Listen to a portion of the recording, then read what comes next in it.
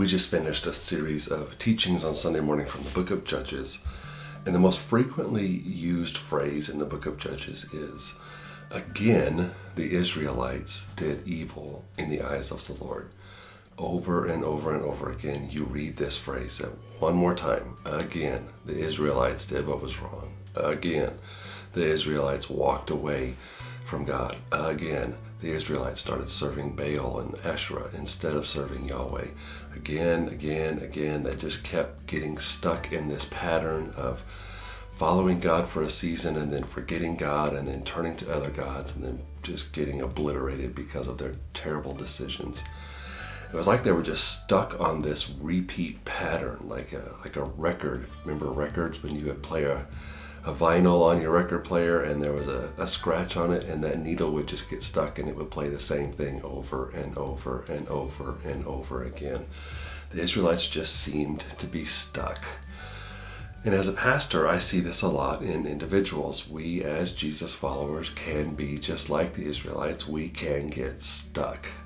We can get stuck in seasons and cycles of bad behavior, and we can get stuck in toxic relationships. We can get stuck in our own complacency. It's very easy as a human being to just get stuck in something. And so this week, during our Devos, I want to talk a little bit about some practical things you can do to get unstuck. See, as a Jesus follower, the very phrase to follow Jesus implies movement. It implies growth. One of our core values as a church is that Christians, Jesus followers, change. They grow. Growing people change.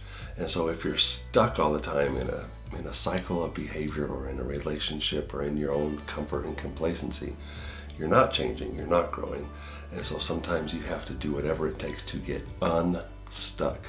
This was really the lesson that God was trying to teach Israel that whole season, the whole 300 to 400 years of the book of Judges is you need to do something different. You've been trying to do the same thing over and over and over again, and you're expecting different results, and it's just not working. So let me help you get unstuck. And there's one thing I want to talk to you today about that's going to help you get unstuck. And when I tell you what it is, you're going to feel like, well, this is a really hypocritical way to tell me to do this. And I get it. But one of the best things you can do to get unstuck and move your spirituality, your relationship with Jesus forward, is to unplug from all your devices. Yeah, I know that sounds weird watching this on YouTube. I'm filming this on a device, and you are probably watching it on a device, and I get that. It's a great tool. However, it can also become a great crutch and a terrible substitute for hearing and listening to God. One of the things that has blessed me more in my life since the world of social media has come around and screen time has come around is we do a couple things a year, and that is we go to a place where our phones don't work. There's no cell service, there's no internet service. And on Saturdays, we try to have, no screen time Saturday where we just don't focus on the phone all day. We do other things. And just a little bit of cutting out the noise from our devices is so helpful in getting yourself unstuck.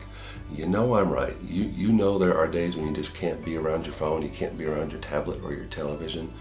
And if you look back on those days, those are some of the better days of your week because you're not taking in all the noise. So I want to challenge you to find some time this week, even if it's just 10 minutes, maybe 10 minutes a day. Say, when I normally surf the internet or check in on social media, I'm going to take a 10-minute break today and instead focus on hearing from God.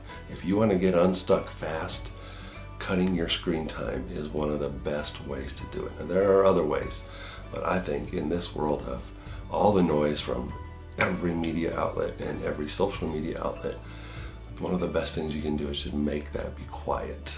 That will help you get unstuck. David said in Psalm 46:10, "Be still and know that I am God." I wonder if he would have written that in the 21st century, what it might have said. Turn everything off and know that I am God. I don't want you to get stuck. I don't want to get stuck. I want to keep moving forward. And one of the things you can do is mute the noise, turn off the device just for a little bit and see if you can't hear from God a little more clearly. I hope you stay moving today and get unstuck. Bye.